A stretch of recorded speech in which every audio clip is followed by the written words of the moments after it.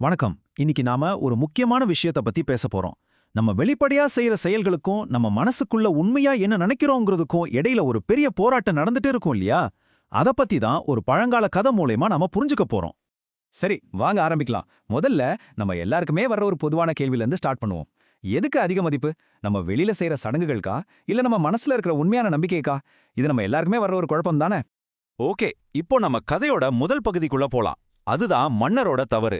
வெறும் சடங்குகளை மட்டும் ஃபாலோ பண்ணா என்ன மாதிரியான சிக்கல் வரும்னு ஒரு மன்னரோட கதை மூலமா நாம ரொம்ப ஆழமா பார்க்க போறோம். கதையோட பேக்ரவுண்ட் இதுதான்.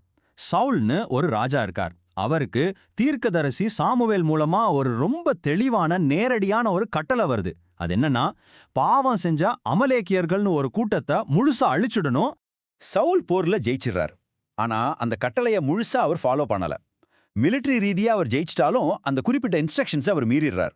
எதிரி ராஜாவையும் நல்ல கொழுத்த ஆடு மாடுகளையும் கொல்லாம விட்டுட்டார். இங்க தான் கதையில ஒரு பெரிய ட்விஸ்ட் வருது. சவுல் என்ன பண்றார், தன்னோட தப்ப ஒத்துக்கவே இல்ல. அதுக்கு பதிலா தான் செஞ்ச அந்த தப்பையே ஒரு பக்தி செயல் மாதிரி காட்ட முயற்சி பண்றார். அதாவது, நான் பிடிச்சிட்டு வந்த இந்த ஆடு மாடுகளை கடவுளுக்கு பலி கொடுக்க தான் கொண்டு வந்தேன்னு ஒரு சூப்பரான சாக்கு சொல்றார். ஆனா தீர்க்கதரிசி சாமுவேல் இதையெல்லாம் ஏத்துக்கல. அவர் சொன்ன அந்த பதில் நேரா விஷயத்தோட மையத்துக்கே போகுது. பழிகளை விட கீழ்ப்படுகிறது தான் முக்கியம் அப்படின்னு ரொம்ப ஆணித்தரமா சொல்றார். சாம்வேல் சொன்ன மெசேஜ் ரொம்பவே கிளியர். நீங்க வெறும் சடங்குக்காக பலி கொடுக்கறத விட உண்மையா கீழ்ப்படுகிறது தான் பெட்டர். அதே மாதிரி விலை உயர்ந்த காணிக்கைகளை கொடுக்கறத விட கடவுளோட வார்த்தைக்கு காது கொடுக்கறது தான் மேலானது. இந்த கம்பேரிசன் கதையோட மைய கருத்தை நமக்கு நல்லா புரிய வைக்குது. சரி, இதோட விளைவு என்னாச்சு?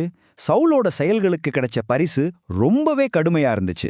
அவர் வெறும் சடங்க தேர்ந்தெடுத்து கீழ்ப்படுகிறத நிராகரிச்சதால தன்னோட ராஜா பதவியே இழந்துட்டார்.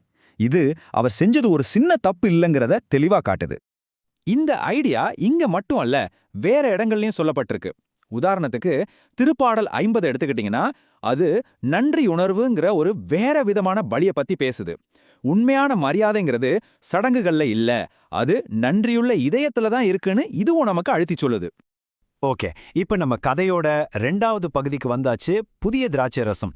இந்த சடங்குக்கும் உள்ளுணர்வுக்கும் இடையில நடந்த பழைய போராட்டம் எப்படி ஒரு புதுமையான புரட்சிகரமான ஒரு யோசனைக்கு வழிவகுத்ததுன்னு இப்ப பார்க்கலாம்.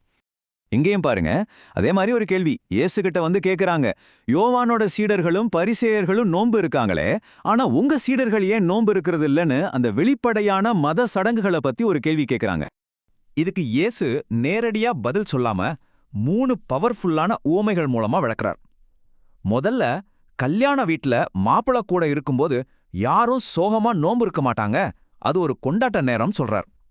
2வது, பழைய கிழிஞ்ச துணியில புது துணிய வச்சு ஒட்டு போட்டான், அந்த புது துணி பழைய துணியும் சேர்த்து கிழிச்சிடும்னு சொல்றார். கடைசியா, புதுசா புளிக்கிற திராட்சை ரசத்தை பழைய தோலால செஞ்ச பைகள்ல ஊத்துனா அந்த பைகள் வெடிச்சு ரசமும் வீணாயிடும், பைகளும் கிழிஞ்சிடும்னு விளக்குறார். இந்த ஓமைகள் மூலமா புதுசும் பழசும் ஒன்னா சேராதுங்கிற ஒரு ஆழமான கருத்தா அவர் சொல்றார். அப்போ இதுல முக்கியமான விஷயம் என்னன்னா, இந்த புதிய திராட்சை ரசம் எதை குறிக்குது? அது வெறும் ஒரு ஜூஸ் இல்ல, அது ஒரு புதிய உடன்படிக்கை, உயிருள்ள ரொம்ப சக்தி வாய்ந்த ஒரு நம்பிக்கை. அத போய் பழைய இறுக்கமான சட்டத்திட்டங்களுக்குள்ள அடக்க முடியாது. சரி, இப்ப நாம கடைசி பகுதிக்கு வந்துட்டோம். சடங்கை விட இதயம். சவுலோட கதையில இருந்தும் இயேசுவோட போதனைகள்ல இருந்தும் நாம கத்துக்கிட்ட பாடங்களை ஒன்னா சேர்த்து இதோட மையச் செய்தியை என்னன்னு புரிஞ்சுக்கலாம் வாங்க. இந்த 2 வழிகளுக்கும் நடுவுல இருக்கிற வித்தியாசத்தை பாருங்களேன். பழைய வழி எப்போதுமே வெளிப்படையான செயல்கள், சடங்குகள் இது மேலதான் கவனம் செலுத்துச்சு.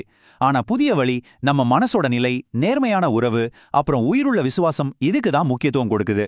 இது விலங்குகளை பலி கொடுக்கறதுல இருந்து புதிய திராட்சரச மாதிரி ஒரு உயிருள்ள நம்பிக்கைக்கு மாறுற ஒரு சூப்பரான பயணம். அப்போ இந்த முழு பகுதியில இருந்தும் நாம எடுத்துக்க வேண்டிய முக்கியமான பாடம் இதுதான். வெறும் சடங்குகளை கடமைக்கு செய்யறதை விட உண்மையான இதயத்தோட கடவுளுக்கு கீழ்ப்படிந்து வாழ்றதுதான் ரொம்பவே மேலானது. நம்ம செயல்களை விட அந்த செயல்களுக்கு பின்னாடி இருக்கிற நம்ம மனசோட நோக்கம்தான் முக்கியம். கடைசியா, உங்களை நீங்களே கேட்டுக்க வேண்டிய ஒரு கேள்வியோட இந்த உரையாடலை முடிக்கலாம். இந்த பழங்கால பாடத்தை நம்மளோட இன்னைய வாழ்க்கைக்கு பொருத்தி பார்க்கலாம். நம்மளோட சொந்த வாழ்க்கையிலையோ, வேலை செய்யற இடத்துலையோ, இல்ல நம்ம உறவுகள்லையோ எங்க நாம புதுசான சக்தி வாய்ந்த ஐடியாக்களை பழைய உடைஞ்சு போன கட்டமைப்புகளுக்குள்ள அடைக்க முயற்சி பண்றோம்? இந்த கேள்விக்கான பதில் நம்ம ஒவ்வொருத்தருக்குள்ளேயும் தான் இருக்கு. யோசிச்சு பாருங்க.